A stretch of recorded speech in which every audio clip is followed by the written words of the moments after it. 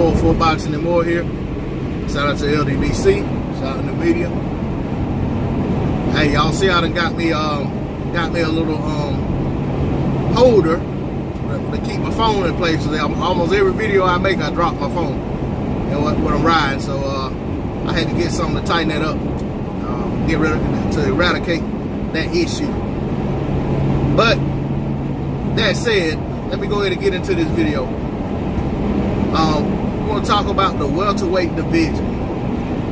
Used to be one of the flagship divisions of boxing. You know, it was the, you know, between the heavyweights, middleweights, and the welterweights, you were always guaranteed to have a crop of exciting fighters who were willing to fight each other and make the best fights. Excuse me. And that said, in today's middleweight picture, today's welterweight picture, you don't get that as much. You got Crawford Spence out there. He's the IBF champ. You got Shawn Porter out there. He's the WBA champ. WBC champ. You got Keith Thurman, who is the WBA champ, but also the WBC champ in recess. So basically, when he comes back, he can challenge whoever the WBC champ is and fight for his title. You know, whenever he's ready. Kind of like Vitaly Klitschko did. Took that 4 years off and came back like a boss and took that strap from Sam Peter. And you got not Manny Pacquiao, you got Terrence Crawford out there with that WBO title. And then you got players in the division like Danny Garcia. You got, Ugas making a little noise. You got, I guess Broner's a welterweight. You got Pacquiao, Jesse Vargas. Hell, I guess you throw Thomas Delorme in the mix if you mention Vargas, because Delorme just took Vargas to a draw. That's just to name a few. But of all those guys I mentioned, other than Danny Garcia and Shawn Porter, and of course Delorme and Vargas, none of the guys at welterweight are fighting each other. You know, Keith Thurman has fought Danny Garcia and Shawn Porter, but that was a couple years ago. If he came back and fought one of them, I wouldn't complain about it. Keith Thurman's almost been inactive for almost going on 2 years. I think March or April will make 2 years if he doesn't come on back. And I don't see any signs of coming back. Every time you hear that he's coming back, potentially announcing an opponent, it just goes away and you don't hear anything else about it. So, that is what it is. But he's still allowed to babysit those titles, so it makes me think that maybe something's in the works. But you got Terrence Crawford out there. He just beat Jose Benavidez. He looked good in doing so. He got hit a little bit here and there. He may have shown a little vulnerability.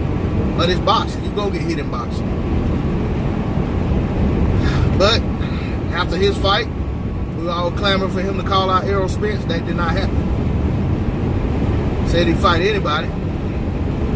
Bob Arum lines him up, he can fight him, but he didn't call anybody out by name. You got Crawford Spence. He's talking like he's all business now. He wants to collect belts to go into the Crawford fight with leverage so that he can be the A side.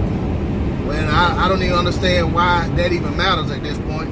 If right now it's a 50-50 fight, as far as the split or whatever, and even if it isn't, whatever it is, you guys should be fighting for legacy.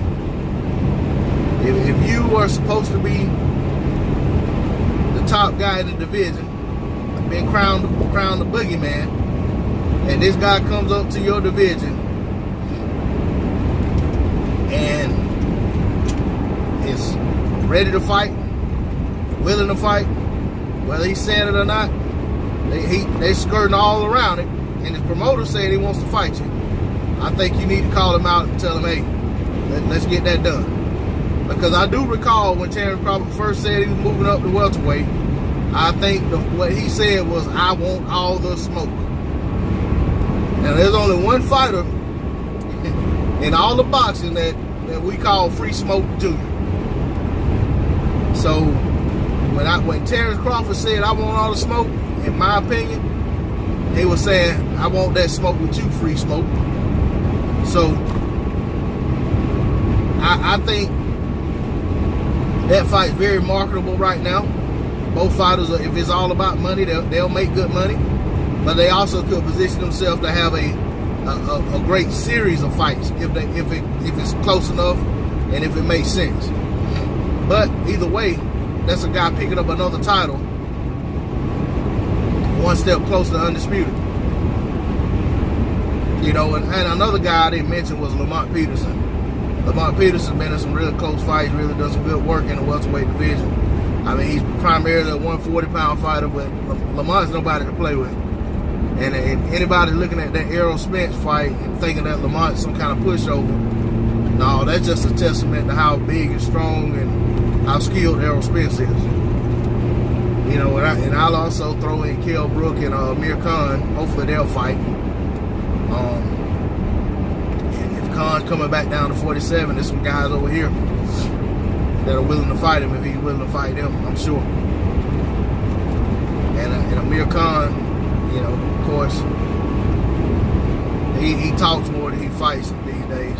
So we'll see what happens with that. But like I said, the Crawford Spence Terrence Crawford fight is huge.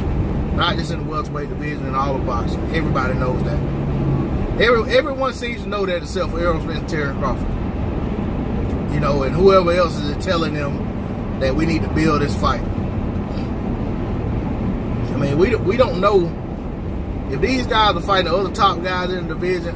I can't just say that they're just head and shoulders over everybody else and just beats them in the interim while they're trying to build their fight. They could very well lose to one of those other guys, and then all the luster of the fight just goes down to two. So,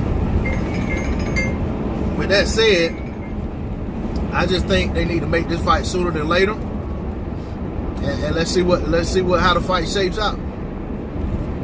You know, and I want to see some of these other guys that I mentioned fight one another as well. I don't want to see Berto constantly getting good fights. I don't want to see Collazo getting recycled over and over against top fighters, you know, only to come up short.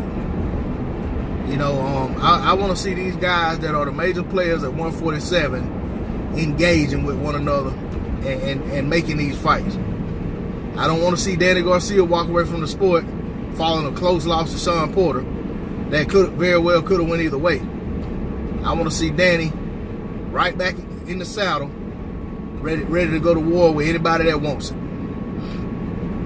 You know, and I think that type mentality, I think somewhere along the line, some of these guys have been brainwashed into thinking that, you know, that when they lose, you know, whether that's the first loss or a second loss or whatever, but the further they get away from that hope, that they just don't have any value in the sport, or that, you know, the fans aren't going to appreciate them. You know, and you know, the thing is, even when you think about Manny Pacquiao, I mean, I'm not the biggest Manny Pacquiao fan, but Pacquiao, when he exploded on the scene and became a household name, Pacquiao had several losses. Nobody cared.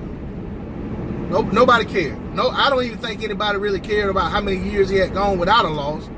You know, because the reality is, once he took another L, when he lost to Tim Bradley, he was right back marketable, right back, you know, guy that fans were tuning in to see, even on the pay-per-view. Same thing, he got knocked out by Marquez. When he came back, hey, people were right back watching his fights. I mean, if there's anything you can take from Pacquiao, and when it comes to fans, is that, you know, I think these fighters are more obsessed with the O than fans are. They think that fans only care about that. Yeah, you have some people, because they look at a guy's record and they're like, oh, he's not undefeated. But, you know, they don't, you know what I'm saying? Those fans aren't fans, really, aren't really fans of boxing, in my opinion. You know, I think those are just guys that were fans of Floyd, and they see anybody that don't have an O as less than. You know, somebody they're not really that good because they're not undefeated, and that's definitely not the case. There have been some of the greatest fighters throughout history. You know, took several losses, and I don't even mean at the twilight of their career. I mean along the way. You know, even the great Lennox Lewis took losses in the prime of his career. You know, he bounced back and avenged those losses. But even had he not avenged them, the fact is he forged ahead and carved out a really dominant career afterwards. Same thing can be said for Vitaly Klitschko and Vladimir Klitschko. You know, so you know the thing about it is, it's just a setback. You just got to bounce back from it. Well, that's all I'm gonna say about it. I need to return this phone call I just missed. I just want to see the best fighting the best. I want to see guys being active. I just don't want to see. I mean, I think we've seen enough of guys calling up guys from lower weight divisions for fights to pad their records and so forth and so on. Man, these guys that are right there in the same weight divisions need to be fighting one another, and that goes beyond the welterweight division. I'm talking about all the divisions. I mean, it's crazy when you even got all these guys ranked at the top, you know, right, top 15 at the heavyweight, and none of them are really fighting each other. I mean, that's ridiculous. So I just want to see guys out there making the best fights. It builds the sport that they're involved in and they're getting paid out of. You know what I'm saying? It's good for everybody. So it's definitely good for the fans. We're going to tune in if we're getting the best fights. But let me grab this phone. Shout out to the LDBC. Shout out to the media. Thanks for viewing the video. Drop a comment. Hit that like button. I'm out of here. Peace.